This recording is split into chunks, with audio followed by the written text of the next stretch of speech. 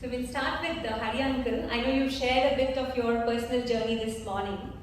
Swami has emphasized that hands that help are holier than lips that pray. Just wanted to see if you can share your first memory where you experienced an act of selfless service, where you experienced it that deeply impacted you and inspired your journey in serving others. Sairam, thank you again. The kids were asking me this question earlier. Kids come up with amazing questions. Two things. When I was very young, I was talking to everyone about my father. One thing I did not mention, which really impacted me, was that my father was an OB-GYN doctor, gynecologist, and people used to come from all over the place, travel hours to come to see him. And he knew they couldn't afford to stay in a hotel or anything like that, but they couldn't go back because they had come so many hours.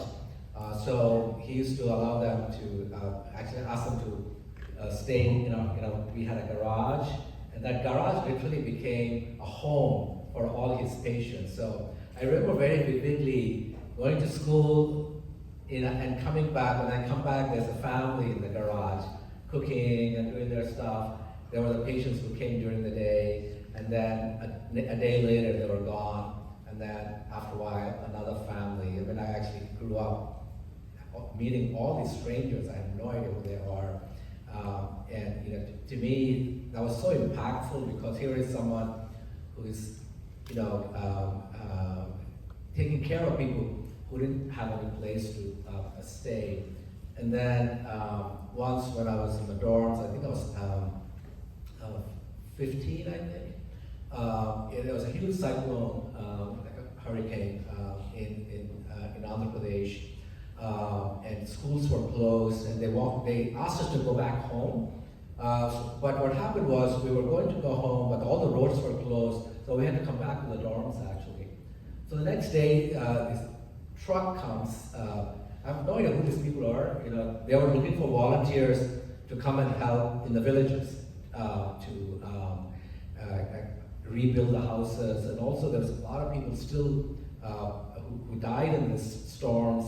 So they were kind of taking care of the bodies, but they wanted us to kind of clean up the area and all that. So I got into the truck. I had no idea where I was going, but it was the courage, like, okay, people are getting into the truck. I said, okay, I'll get in the truck too.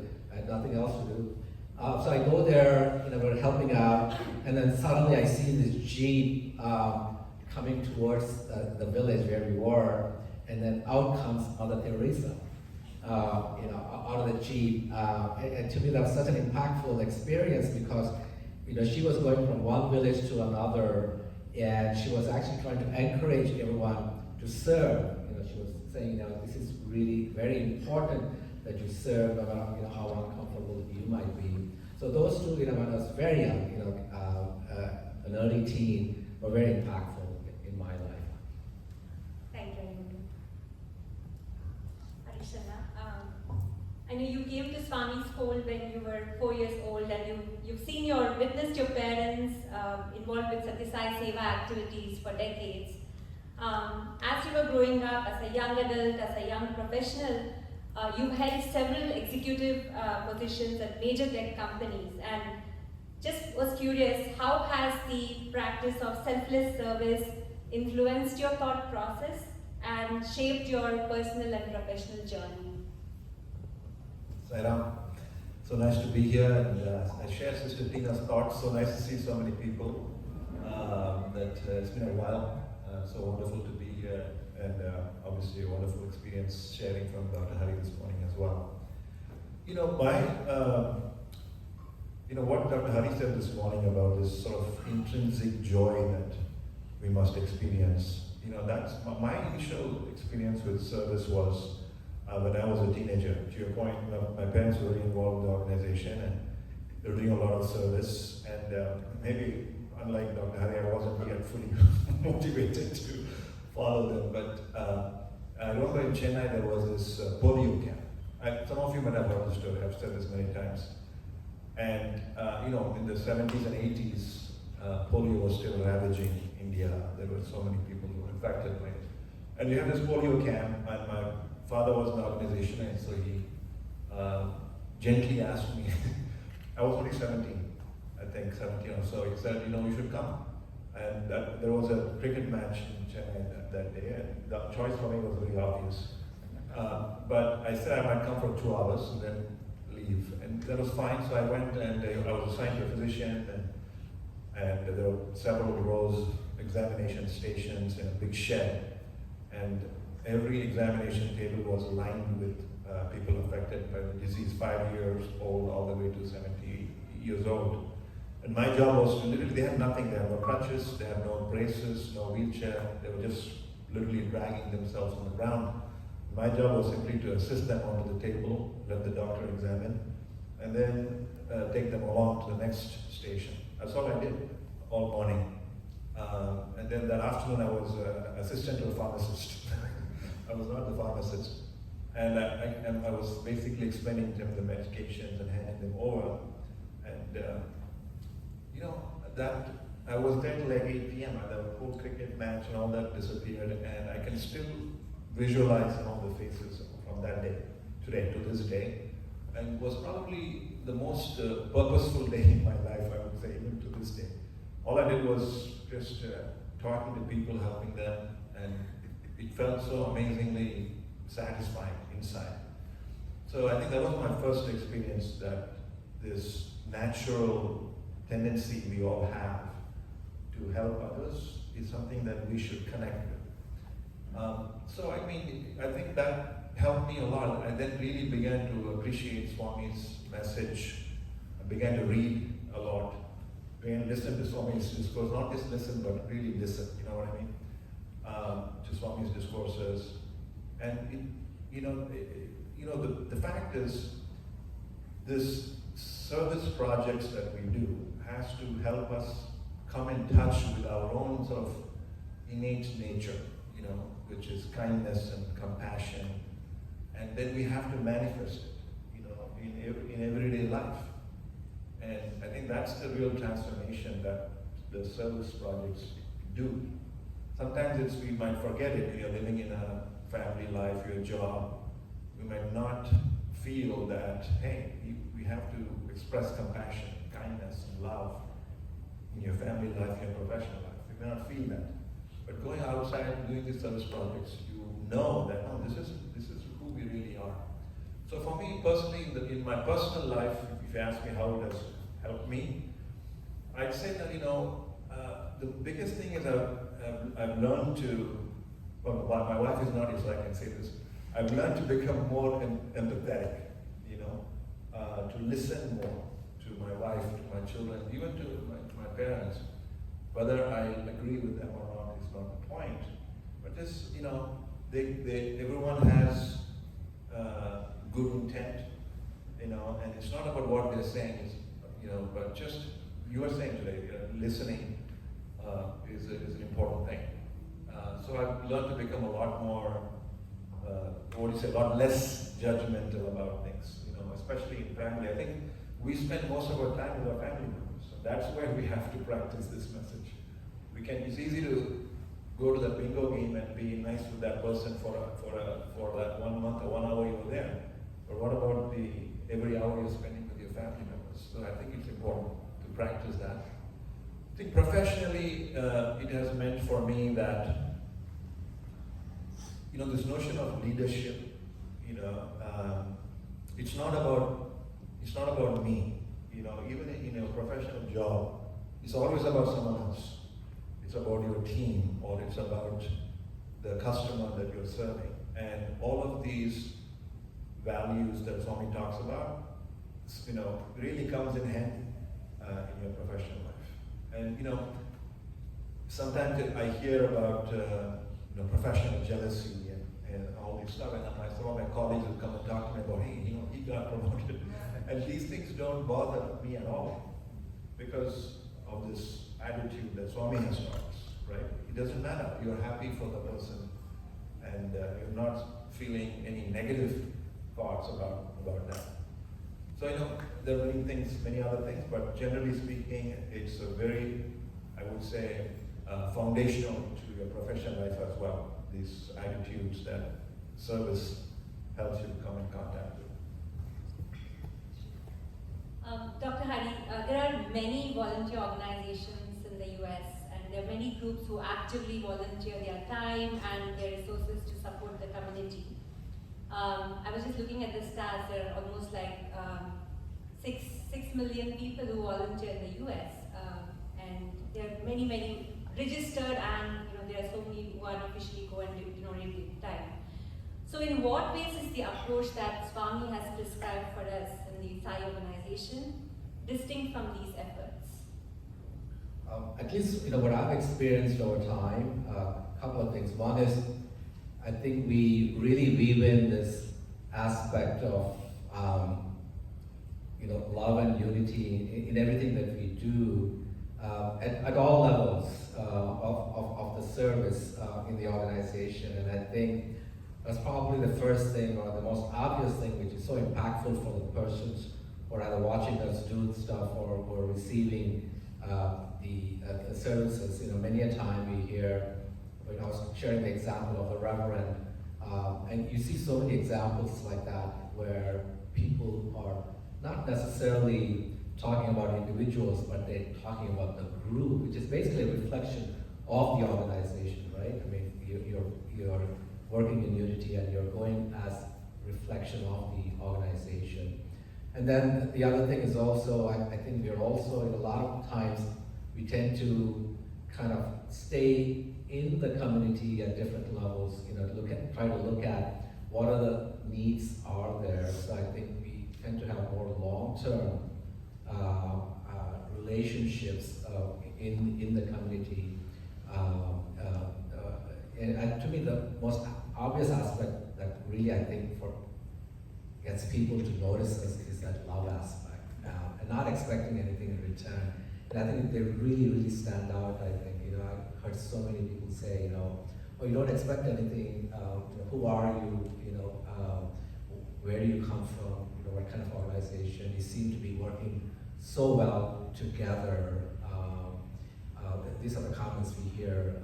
And also, at the level of, for example, churches, we have our center in a church, in other places as well. We actually leave the place in a better place, where there's just cleanliness. I think we tend to clean up. And so when they give us something, place for rent, it actually looks better, and we leave. A lot of times they're not used to that. They're very surprised, actually. So that it might seem a very small thing, but such an important thing, right? Not only what we are doing, but what is the message and what is the influence that we are leaving someone with. And to me, the organization really stands out in my mind. And I'm not saying it because I've been with the organization so long. We always think it could be biasing ourselves, but that's really not the case. And I think we all grow together, and that's something which is very unique, I think, which I have not experienced. That's not to say that I think all of us, very important for all of us to recognize that there's so many good people in this world. And I think we have to start the conversation there. So we are in a position now to not only be ourselves as an organization, but also work with others as well. It's no longer us versus someone else, and I think it's really us, meaning us and everyone else with us. Keeping in mind one thing is the guidelines. That is very important for all of us to recognize. We have certain guidelines Swami has set up, right? How to be ourselves, how to conduct ourselves when it comes to the way we we behave, monies, whatever it is. We should not sway away from that at any point. Ego, attachment to what we're doing, attachment to our own personal things, materialistic things. Also, I see a lot of time, laziness, priorities, family commitments. And I think some of the things that also came up is awareness or like self-doubt on should I be doing this or not. So anything based on both of your experience, practically, I know Harisha, you just mentioned that Selfless service is a way for us to overcome some of this, but yet we see some of these as a hurdle to go do selfless service. So how do we go about this without getting stuck in this circle? I think, again, when you read the Swami's literature and understand what he's trying to say, I think we heard today, if I can quote exactly, but the purpose that we are here is to recognize that we are divine. We have this opportunity that has been given to us. This opportunity is slipping away every second. Right? There is no guarantee what will happen, the next second. So it's a very precious opportunity.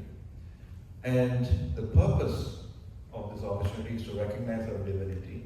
And the way to recognize it is to do selfless service. This is the royal road. So there's nothing else is important. So we cannot say, oh my God, I have these hurdles, to do selfless service. Well, that's the reason you're here. So how can you, sort of abdicate your responsibility for the reason you're born, right? So that urgency is what got drilled into my head, because Swami says, this will stop any second. I don't know what the next life so-called will be. We have the opportunity now, so we have to have great urgency. That's one thing. So to do this, excuses is actually very fatal. If you say, oh my God, I don't have time, or this ego is coming in the way, I cannot do service, you just wasted just a minute talking about it, right? So I think that urgency got built into my head, because you have no idea whether you will ever get this opportunity in 1,000 lifetimes. You have this opportunity now. So just being aware of that. And Swami has also said that you have won this opportunity over several lifetimes, maybe hundreds of lifetimes. So just knowing the value of what we have today and not throwing that away, I think we need that motivation. Otherwise, you're going to give excuses all the time. Right? You have to know why you have to selfless service. Right? Then you will do it. If you don't know why, then of course you're going to come up with a lot of reasons why you don't have to do it. Yes, I think to start with, I think we need to be very honest with ourselves, where we are and where we need to go, and stick to that conviction that this is what I want to do, and try not to sway away from it. And I think we get caught up all the things. And a lot of times we get influenced, I find, by people around us who are wonderful people, but always keep in mind this slippery slope, right? When you're, I think everyone means well. Intention is always good. But at the end of the day, you have to think about what is it good for me, and what do I want to do, to better myself. That's such an important thing, irrespective of who is trying to advise you. And if you think about it, a lot of times people are advising you are the people who are closest to you, right? Could be a side member or a family member. So you have to get away from that influence, I like to call it, of course you listen, but you still have to do what you think is the right thing to do. And I think a lot of times we get swayed by the fact that, they're telling me this, or I see so many times people say, and the other important aspect is that for us as side devotees, hopefully, that's a very, whenever I say side devotee, I always think, am I really a side devotee? But the point being that, try not to get influenced, and do what you think is the right thing. And also try to get away from this aspect of side work, Swami's work, family work. I mean, I never think about those things, because to me, everything is the same. We should try to put 100% at family time, Not that we do it, but that should be our goal, like Brother Harish said. And we should do the same thing, for Sai Center work. So I think we need to get away from this terminology of saying Swami's work or Sai work or Sai Center. I hear so many people saying Sai Center work. I have this Sai Center stuff to do. I listen, but I'm thinking, what does that really mean, right? To me, there is no difference. It's all the same. At the same time, acknowledge what you are able to do, and don't put yourself down. I was telling the children, when children were asking me these questions, I was so, young kids are asking, there are times I feel lazy, I feel bad about it, So I think we sometimes self-inflict, if we don't have the confidence, I think we put ourselves down a lot, I think, because we hear someone else saying do this or do that, but I think we have to say, okay, yes, I did this, maybe not the right thing, or but let me try not to repeat that. Okay? If you're true to yourself, otherwise, you can do what you want, but don't talk about. I don't like to call them excuses as much as we're always trying to give explanation of what we do in our lives, and to me, that's a waste of time. It doesn't get us anywhere. If you're able to do it, just do it. If you're not able to do it, that's fine. But work towards doing what you really want to do. And I think that's such an important thing, I think. Of course, like some of these things, and one thing I personally have been trying to follow a lot is the whole aspect of, being very mindful. That means if I'm doing something, no matter how tiny or how big, trying to give my 100% attention to that. So now, being a doctor, we have to be patients, but we have so many other things in our minds, trying to do, and I've been really consciously trying to, if I enter that room, 100% of my attention is to my patient. Then once I get out of the room, I could be late or running late or 10 things to do, but you know what? When I'm serving that patient, I gotta give them that 100% and not be swayed by other things, actually. And recently, if I can take a few seconds, one of the one of the doctors came to me. She said, can I tell you something that the residents, the trainees, notice about you? When someone says like an open-ended comment, you don't know if it's good or bad, right? It's like, I'm trying to think of what exactly he's trying to tell me the next thing. And she took me to a side to tell me that. And she said, one thing they've noticed you is that you always hold the hand of someone even if they're unconscious, a patient. And they were so influenced positively. And that made me realize that it doesn't matter whether they're talking to you or not, right? You went to see someone and you're giving them that full attention.